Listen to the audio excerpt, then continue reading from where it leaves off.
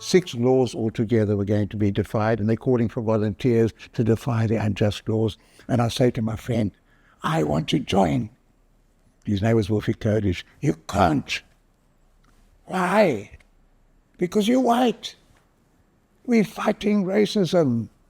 It's a black struggle led by black people. But I'll tell the leadership. And 6 months, 7 months, 8 months later, after I'd written my end of year exams, I'm leading a group of 4 young white people to sit on benches in the General Post Office marked non-whites only.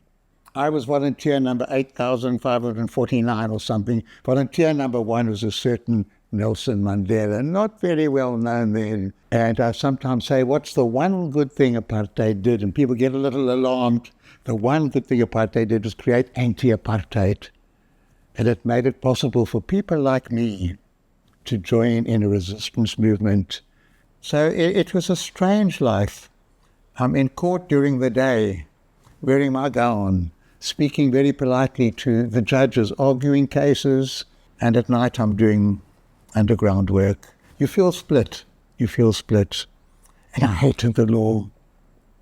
My law professors, when I was studying, would speak about the rule of law and justice and equality and fairness, and they believed in the law, but they wouldn't give their lives fighting for the law.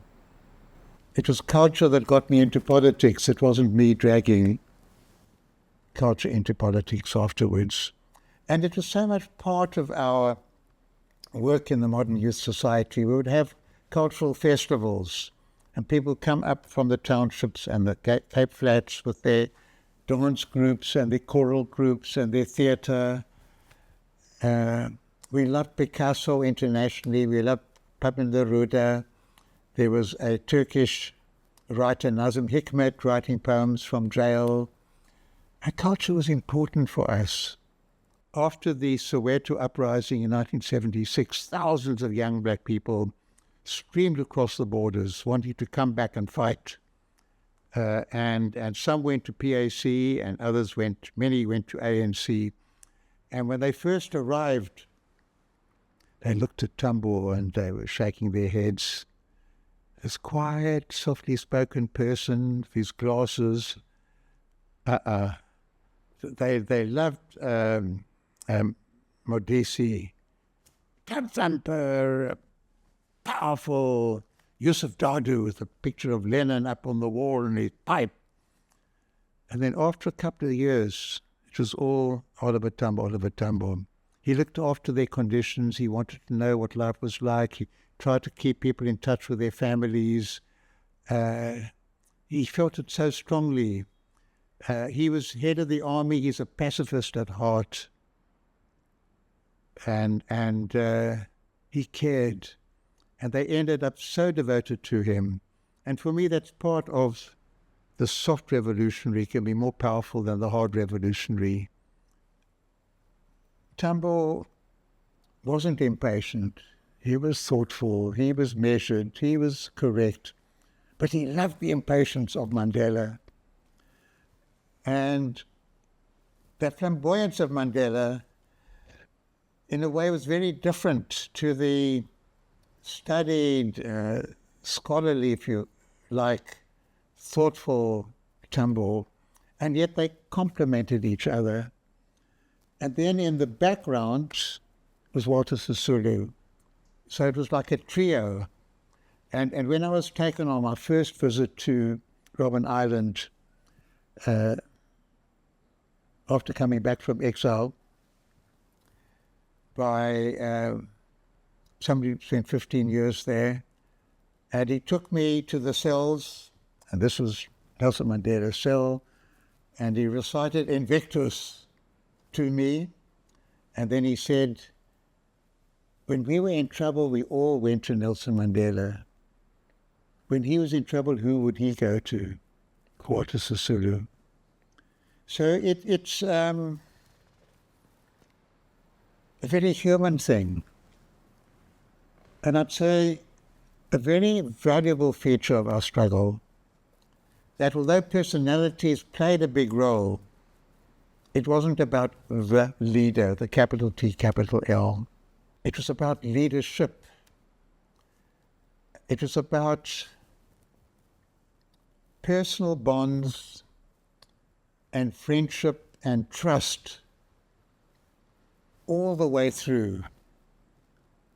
Not just in private, outside of politics, in politics. When your leader sets an example of being democratic, it's enormously helpful. And he did that partly because that was his conviction, but also that was the way to hold together an enormous organization spread over continents, legal and illegal and military and civil, civilian and students and everybody. Certain core elements of integrity, of consistency, of coherence, and that spirit of debate and discussion and talking your way through and moving on and bringing everybody on board. And Oliver Tambo is now managing the organization in exile. We're just like connected. And sometimes you connect very strongly with somebody who's your total opposite. He grew up deep rural area. I grew up in a very bohemian, cosmopolitan part of Cape Town. He was deeply religious. My parents had broken with their parents over being religious Jews, very secular. And yet there was a connection between us so strong. And I think it was what I call softness. When eventually I was elected to the ANC National Executive at the conference in Durban in 1991, I was actually number 24. It was late at night as the votes were counted, secret ballot, big cheering, and I go up onto the platform and I wave my short arm. My arm was struggle. And I was one before winning Mandela. That's why I remember it. And I sit down and I see Oliver Tambo's there. And he'd had a stroke. So his right arm was paralyzed. And I forget where he was sitting, but he couldn't reach me. And I put out my hand and he kissed my hand. That was his kind of little gesture. It was so beautiful. It was very beautiful for me to see the way in which people embraced me in the struggle. Later on, I qualified as an advocate. My phone would ring day and night. Comrade Albie, I'm locked up. Can you get me out on bail? The other was I helped Chris Harney, a client of mine, to escape. A wonderful person. We had a terrible magistrate, went on appeal, terrible judges. He said, Albie, I'm going underground. If I go into jail, I'll never be released. And I had to find somewhere for him to stay. And 2 months passed, and eventually communications to Johannesburg, he got out. Yvonne Mokgoro, she used the word ubuntu. And she introduced this concept into our legal reasoning. We'd had the term comradeship during the struggle, very important. Amongst other things, it was equality. Comrade Oliver, Comrade Nelson, Comrade Albie. It's just very beautiful, very wonderful. But now there's this term ubuntu.